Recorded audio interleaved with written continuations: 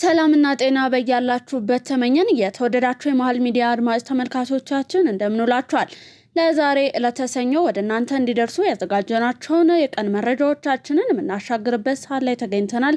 በቅድሚያም ዋና ዋናዎቹን ጠቅላይ ሚኒስትር ዶክተር አብይ አህመድ ነገ ማክሰኞ በፓርላማ ቀርበው ምላሽና ማብራሪያ ይሰጣሉ ተባለ። የአየር ወለድ ክፍለ ጦር በሰሜን ሸዋ ዞን ቡልጋ ክላስተር ሚሊሻዎችን አሰልጥኖ አስመረቀ።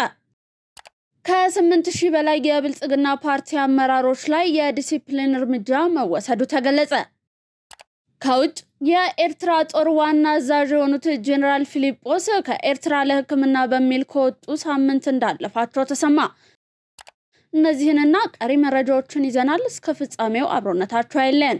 በካሬ 81,000 ብር ብቻ በሜክሲኮ አፍሪካ ህብረት አጠገብ በሚገኘው ሳይታችን አባይ ሆምስ ይዞላችሁ ቀርበዋል። ባለ 1 መኝታ በ631,000 ብር፣ ባለ 2 መኝታ በ1 ሚሊዮን ብር፣ ባለ 3 መኝታ በ1.2 ሚሊዮን ብር በ10% ቅድመ ክፍያ ከፍለው ቀሪውን በረጅም ጊዜ ያከፋፈል እንዲሁም የንግድ ሱቆችን ከ3 ሚሊዮን ብር ጠቅላላ ክፍያ ጀምሮ አቅርበንላችኋል። ልብ ይበሉ፣ ይህን ቪዲዮ አይተው ለሚመጡ 10 ደንበኞች ብቻ የዚህ ታላቅ ቅናሽ ተጠቃሚ ይሆናሉ።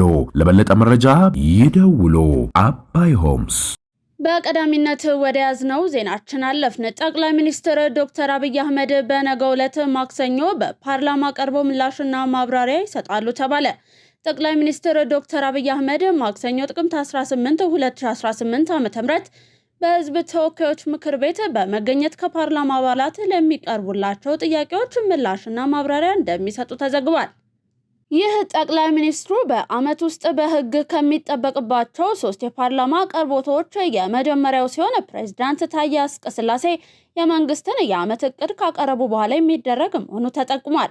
የፓርላማ አባላት ጥያቄዎቻቸውን እንዲያስገቡ ባለፈው ሳምንት የተነገራቸው ቢሆንም አንዳንድ ተወካዮች ጥያቄዎቻቸው ተጣርተው የመመረጥ እድላቸው አነስተኛ ነው የሚል ስጋት እንዳላቸው ገልጸዋል። እንደ ደንቡ የሚቀርቡ ጥያቄዎች በአፈ ጉባኤው በኩል ተመርምረው እንደሚለዩና ለጠቅላይ ሚኒስትሩ እንደሚተላለፉ ኢትዮጵያ ኢንሳይደር ዘግቧል። ጠቅላይ ሚኒስትር ዶክተር አብይ አህመድ ለመጨረሻ ጊዜ በፓርላማ ቀርበው ምላሽ የሰጡት ባለፈው ዓመት ሰኔ ወር ላይ ሲሆን በወቅቱ በኢኮኖሚ በሰላምና ጸጥታ ጉዳዮች ላይ ሰፊ ማብራሪያ መስጠታቸው ይታወሳል። የሳውዲው ኩባንያ ለኢትዮጵያ ጭነት ቁልፍ መግቢያ የሆነውን የታጁራ ወደብን ለ30 ዓመታት ለማስተዳደር ስምምነት ተፈራረመ። የሳውዲ አረቢያው ሬድ ሲ ጌትዌይ ተርሚናል የታጁራ ወደብን ለ30 ዓመታት ለማስተዳደር ከጅቡቲ የወደቦችና ነፃ ቀጠናዎች ባለስልጣን ጋር ስምምነት ተፈራርሟል። ስምምነቱ በጎርጎሮሳውያኑ መጋቢት ወር 2025 በሁለቱ ወገኖች መካከል በባህር ትራንስፖርትና በሎጂስቲክስ ዘርፎች ትብብርን ለማጠናከር ከተፈረመው የመግባቢያ ሰነድ በኋላ የመጣ ነው ሲል ማሪታይምስ ኤክስኪዩቲቭ ድረገጽ ዘግቧል። በተጨማሪም ስምምነቱ በኢትዮጵያና በሰሜናዊ ጅቡቲ መካከል ያለውን የባለብዙ ትራንስፖርት ትስስርን የማስፋፋት እቅዶች ጋር የሚጣጣም መሆኑ ተጠቁሟል። ለአብነትም ባሳለፍነው ሳምንት የኢትዮጵያ ምድር ባቡር ኮርፖሬሽን የሰሜን ኢትዮጵያን አካባቢዎች የቀይ ባህር ወደቦች ከሆኑት ታጁራ፣ አሰብና ምጽዋ ጋር በሚያገናኝ የመደበኛ መስመር ባቡርን ለመገንባት 1.58 ቢሊዮን ዶላር የሚያወጣ ፕሮጀክት ይፋ ማድረጉ ይታወቃል። ወደቦቹ ለሰሜናዊ ኢትዮጵያ አካባቢዎች ቅርብ ሲሆኑ ለፖታሽ ማዕድን ቁፋሮና ወደ ውጭ የሚላኩ ምርቶችን በማምረት ላይ ያተኮሩ ሌሎች ኢንዱስትሪዎችን ፍላጎት መሳባቸውም ተመላክቷል። እንደ አውሮፓውያኑ አቆጣጠር በ2017 ስራ የጀመረው የታጁራ ወደብ የጅቡቲን ሰሜናዊ ክፍል የመሰረተ ልማት ዝርጋታ ለማስፋፋት ባላት እቅድ መሰረት የተገነባ ነው። ይህ ወደብ በዋነኛነት ከኢትዮጵያ አፋር ክልል ከዳናኪል ዝቅተኛ ወደቦች ወደ ውጭ የሚላከውን ፖታሽ እንዲሁም እንደ እንስሳትና ሰሊጥ ያሉ የኢትዮጵያ አጠቃላይ የጭነት ምርቶችን ያስተናግዳል። የአየር ወለድ ክፍለ ጦር በሰሜን ሸዋ ዞን ቡልጋ ክላስተር ሚሊሻዎችን አሰልጥኖ አስመረቀ። የአየር ወለድ ክፍለ ጦር በሰሜን ሸዋ ዞን ቡልጋ ክላስተር ራስን መቻል በሚል መርህ ያሰለጠናቸውን የሚሊሻ አባላት የዞኑ አመራሮች በተገኙበት አስመርቋል። በምረቃ ስነ ስርዓቱ ላይም የአየር ወለድ ክፍለ ጦር ዋና አዛዥ ኮሎኔል አደራጀው ሰረበ በዛሬው ዕለት የተመረቃችሁ ሚሊሻዎች ለዞኑና ለወረዳው ተጨማሪ ሰላም አቅም በመሆናችሁ ኃላፊነታችሁን በመልካም ዲሲፕሊን ልትወጡ ይገባል ብለዋል። ጽንፈኛ ቡድኖች ጫካ ገብተው የሚዋጉበት በላኪዎቻቸው አማካኝነት ሀገር ለማፍረስ እንደሆነ ገልጸው ሰራዊቱ ከሌሎች የጸጥታ አካላት ጋር በመሆን መሰናክሎችን ሁሉ እያለፈ ተልዕኮውን እየተወጣ ነውና እናንተም የዚህ ሰራዊት ደጋፊ አካል መሆን ይጠበቅባችኋል ሲሉ ገልጸዋል። ክፍለ ጦሩ የወረዳውን ጸጥታ ኃይል የማጠናከር ስራውን በቀጣይነት እንደሚያጠናክር ያሳወቁት ኮሎኔል አደራጀው ጫካ ገብተው የሚንቀሳቀሱ ጽንፈኛ ኃይሎች ወደ ሰላም እንዲመጡ ሁላችንም የየድርሻችንን ልንወጣ ይገባልን ብለዋል።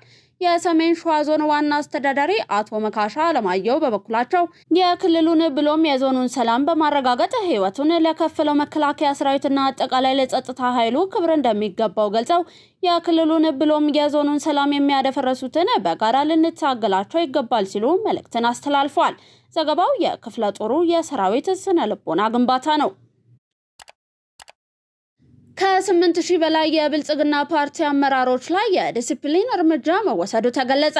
8613 የብልጽግና ፓርቲ አመራሮች ላይ ኃላፊነታቸውን በአግባቡ ባለመወጣታቸው የዲሲፕሊን እርምጃ መወሰዱን የፓርቲው ምክትል ፕሬዝዳንትና የዋና ጽህፈት ቤት ኃላፊ አቶ አደንፋራ ገልጸዋል። በፓርቲው የተወሰደው እርምጃ ከኃላፊነት ማንሳት፣ ከደረጃ ዝቅ ማድረግና ሽግሽግን ያካተተ መሆኑን አቶ አደንፋራ ገልጸዋል። ፓርቲው ቃል የገባውን በተግባር እንዲያረጋግጥ በየደረጃው ያለው አመራርና አባል በጥሩ ስነ ምግባር ኃላፊነቱን በብቃት እንዲወጣ የተሰራ መሆኑን መግለጻቸውን ኢቢሲ ዘግቧል። በቀጣይ የተሰጠውን ኃላፊነት በሚገባ በማይወጣ ህዝቡን በታማኝነት የማያገለግል በብልሹ አሰራርና ሌብነት ውስጥ የተዘፈቀ አመራር ላይ የሚወሰደው እርምጃ ተጠናክሮ እንደሚቀጥልም አረጋግጠዋል ተብሏል። በየደረጃው ያለው አመራርና አባል በጥሩ ስነ ምግባር ኃላፊነቱን እንዲወጣ በዚህም የህዝብ ተጠቃሚነትና ኑሮ እንዲሻሻል ስርዓት እንዲገነባ ፓርቲው በትኩረት እንደሚሰራም አቶ አደንፋራ አመልክተዋል። ኢትዮጵያ ብልጽግናዋን ባልፈለጉ አካላት የተነጠቀችውን የባህር በር መጠየቅ መብት እንጂ ቅንጦት አይደለም ሲሉ የዲፕሎማሲና ዓለም አቀፍ ግንኙነት መምህሩ እንዳለ ንጉሴ ያስገነዘቡ። ለጊዜውም ቢሆን ኢትዮጵያ የባህር በሯን ያጣችበት ሂደት ህጋዊ አለመሆኑን አንስተው መንግስት ኢትዮጵያ የባህር በር ማግኘት እንዳለባት አምኖ አጀንዳ ማድረጉ ከህግም ሆነ ከሞራል አንጻር ትክክል መሆኑን ጠቅሰዋል። በወቅቱ የነበረው የሽግግር መንግስት እንደ ባህር በር ያሉ ቁልፍ አገራዊ ውሳኔዎችን የማሳለፍ ህጋዊ መብት እንደሌለው እያወቀ ኢትዮጵያን ባህር በር አልባ ማድረጉን አንስተዋል። ለዓለምና አህጉር አቀፍ ትላልቅ ተቋማት ምስረታ ፊት አውራሪዋ ከጎረቤቶቿ ጋርም በሰላም ማስከበር፣ በወንዝ በቋንቋ በባህል በመሰረተ ልማት የተቆራኘችው ኢትዮጵያ ከሚናዋ አንጻር የባህር በር ጥያቄዋ ሊደገፍ እንደሚገባ አስገንዝበዋል። ኢትዮጵያ ብልጽግናዋን ባልፈለጉ አካላት እየተነጠቀችውን የባህር በር መጠየቅ መብት እንጂ ቅንጦት እንዳልሆነም በአጽንኦት ገልጸዋል። ከሞራልም ሆነ ከህግ አንጻር የተፈጸመው ስህተት መሆኑን አስገንዝበው ኢትዮጵያ በአሻጥር የተቀማችውን የባህር በር ለማግኘት የምታደርገውን ዲፕሎማሲያዊ መንገድ እንድታጠናክር መክረዋል። ይህ ተሳካ ማለት ጥቅሙ ለጎረቤት ሀገራትም ጭምር መሆኑን በመገንዘብ የኢትዮጵያ ደህንነትና መልማት የቀጠናው ጭምር ስለሆነ ጥያቄዋ እንዲመለስ መደገፍ ይገባልን ብለዋል። ከባህር በር ጋር በተያያዘ ከሳውዲ አረቢያና ጆርዳን እንዲሁም ከአንጎላ እንዲሁም ዲሞክራቲክ ሪፐብሊክ ኮንጎ ተሞክሮች መማር እንደሚገባ ጠቅሰው አይቻልም የሚባል ነገር እንደሌለም አመልክተዋል። የጅማ ዩኒቨርሲቲ የሕክምና ማዕከል አዲስ የተገነባው የኦክሲጅን ማምረቻ ማዕከል ወደ ስራ በመግባት ኦክሲጅን ማቅረብ ጀመረ። ፕሮፌሰር አህመድ ዘይኑዲን ለኢትዮጵያ ዜና አገልግሎት እንዳሉት ኦክሲጅን ለከባድ የሳንባ ምች፣ ለጽኑ ህሙማን ክፍል ታማሚዎች፣ የመተንፈሻ አካላት ችግር ላለባቸው ህጻናትና በቀዶ ህክምና ወቅት ወሳኝ ህክምና መሆኑን ገልጸዋል። የጅማ ዩኒቨርሲቲ ህክምና በሚሰጥበት ወቅት በሚከሰት የኦክሲጅን አቅርቦት እጥረትና መቆራረጥ ህሙማንን ለከፋ ጉዳት ብሎም ለሞት ያደርስ እንደነበር አስታውሰዋል። ሆስፒታሉ በውጭ አቅራቢያዎችና እንደ አዲስ አበባ ባሉ ስፍራዎች ጥገኛ እንደነበር አስታውሰው የኦክሲጅን ማዕከሉ የአቅርቦት መቆራረጥና መዘግየትም አስቀርቷል ብሏል። የኦክሲጅን ማዕከሉ የዩኒቨርሲቲውን የህክምና ማዕከል የህክምና አቅም እንደሚያሳድገውም ገልጸው ለኢትዮጵያ የጤና ዘርፍ መሻሻል ገንቢ ሚና እንደሚኖረውም ተናግረዋል። የጅማ ዩኒቨርሲቲ የሕክምና ማዕከል በቀን እስከ 100 ሲሊንደር ኦክሲጅን እንደሚያስፈልገው በመጥቀስ ማዕከሉ በቀን እስከ 200 ሲሊንደር በማምረት ለሌሎች የጤና ተቋማት አቅራቢ ማዕከል ይሆናል ብለዋል። የኦክሲጅን ማዕከሉ የራስን ችግር በራስ መፍታት በሚል መርህ የዩኒቨርሲቲውን ወጪ መቀነስ ማስቻሉንም ተናግረዋል። በጾታዊ ትንኮሳ ስር ተፈርዶበት በስህተት ከተለቀቀ በኋላ በድጋሚ በቁጥጥር ስር የዋለው ኢትዮጵያዊ ስደተኛ በዚህ ሳምንት ከሀገር እንደሚባረር የዩኬ ፍትህ ሚኒስትር ዴቪድ ላሚ ተናገሩ። ሀዱሽ ቅባቱ ከእስር ቤት በስህተት ከተለቀቀ ከ48 ሰዓታት በኋላ በሰሜን ለንደን ፊስበሪ መናፈሻ ስፍራ ሁለት በቁጥጥር ስር ውሏል። ሀዱሽ በኢፒንግ ስደተኞች በሚቆዩበት ሆቴል እየኖረ ሳለ የ14 ዓመት ታዳጊ ላይና ሌላ አንዲት ሴት ላይ ጾታዊ ትንኮሳ በመፈጸም የ12 ወራት እስር የተፈረደበት ባለፈው ወር ነበር። በስህተት ከእስር ቤት ከመለቀቁ በፊት ከሀገር ሊባረር በዝግጅት ላይ እንደነበርም ተገልጿል። የፍትህ ሚኒስትሩ በማረሚያ ቤቱ በተፈጸመው ስህተት ያጣራ ገለልተኛ ቡድን ሪፖርት ሰኞ ዕለት ለፓርላማው እንዲያቀርቡ ተናግሯል።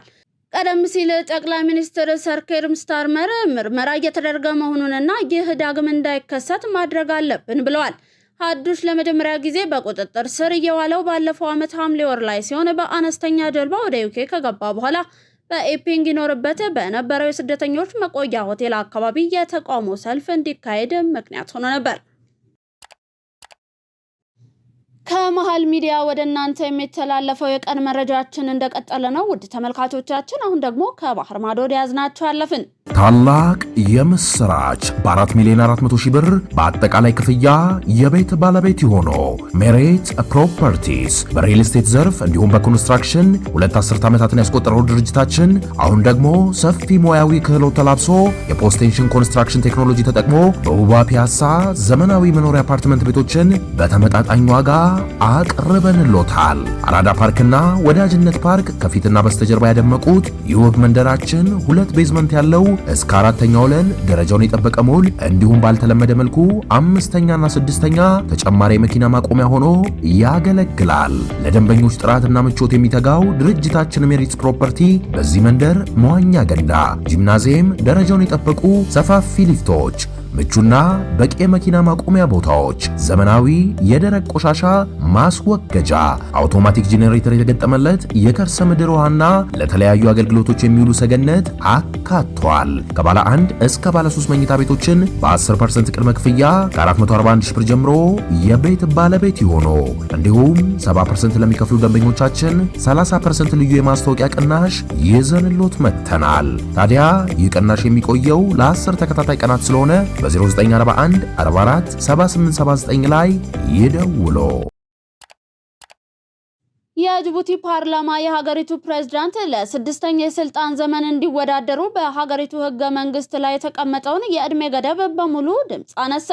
የ77 ዓመቱ አዛውንት ኢስማኤል ኦማር ጌሌ በቀይ ባህርና በኤደን ባህረ ሰላጤ መካከል ባለው ቁልፍ ቦታ ላይ የምትገኘውን ትንሽዬ ሀገር ጅቡቲን ላለፉት 25 ዓመታት መርተዋል። የጅቡቲ ህገ መንግስት አንድ መሪ እድሜው 75 ዓመት ካለፈ ለፕሬዝዳንትነት መወዳደር እንደማይችል ይከለክላል። ይህም የህገ መንግስቱ ገደብ ፕሬዝዳንት ኦማር ጌሌ በሚቀጥለው የአውሮፓውያኑ ዓመት በሚካሄደው ምርጫ ላይ እንዲሳተፉ አይፈቅድም።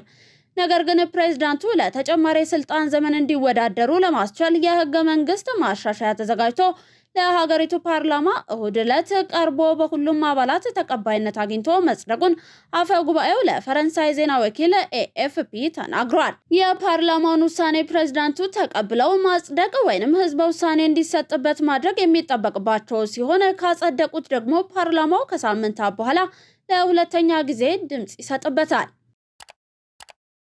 ጃፓን የሰው ማጠቢያ ማሽንን አስተዋወቀች። ጃፓን በቅርቡ ሰዎች የሚታጠቡበትን መንገድ ሊለውጥ የሚችል አስገራሚ ፈጠራ ይፋ አድርጋለች። ይህም ሙሉ በሙሉ አውቶማቲክ የሆነ የሰው ማጠቢያ ማሽን ሲሆን ማንኛውም ሰው ጣቱን ሳያንቀሳቅስ ሰውነቱን መታጠብ የሚያስችል ነው። ይህም ወደፊት የሚጠበቅ መሳሪያ በጃፓንኛ ወደፊቱ የሰውነት ማጠቢያ ወይም ሚራይኒንገን ሴንታኩኪ ተብሎ ተሰይሟል። መልኩ በዘመናዊ ገንዳና በሳይንስ ልብ ወለድ ስፓ ካፕሱል መካከል ያለ ይመስላል። ተጠቃሚው ወደ ውስጥ ሲገባ በሩ በራሱ ይዘጋል። እንዲሁም ለብ ያለን ውሃ በማፍለቅ ሰውነቱን ማጠብ ይጀምራል። ይህ ልዩ መሳሪያ የተፈጠረው በጃፓን በሚገኘው የታወቀ የገላ ማጠቢያ ዕቃዎችን አምራች በሆነው ሳይንስ ኩባንያ ነው። በአሁኑ ወቅት በ2025 ኦሳካ ኤክስፖ ላይም እየተዋወቀ ሲሆን በጎብኚዎች ዘንድ ከፍተኛ ፍላጎትንም ፈጥሯል። ኩባንያው እንደገለጸው ምንም አይነት ማሸት ወይንም እጅ መጠቀም ሳያስፈልግ ማሽኑ ጥቃቅን የአረፋ ቴክኖሎጂን በመጠቀም ቆሻሻንና ጀርሞችን ከቆዳ ላይ ያስወግዳል ተብሏል። ከመሃል ሚዲያ ወደ እናንተ እንዲደርሱ ያዘጋጀናቸው የዕለተ ሰኞ ቀን መረጃዎቻችን አበቁ። ሚዲያችንን ሰብስክራይብ፣ ዜናውን ላይክ እና ሼር ማድረጎትን አይርሱ። ሰናይ ቀንን ተመኘን።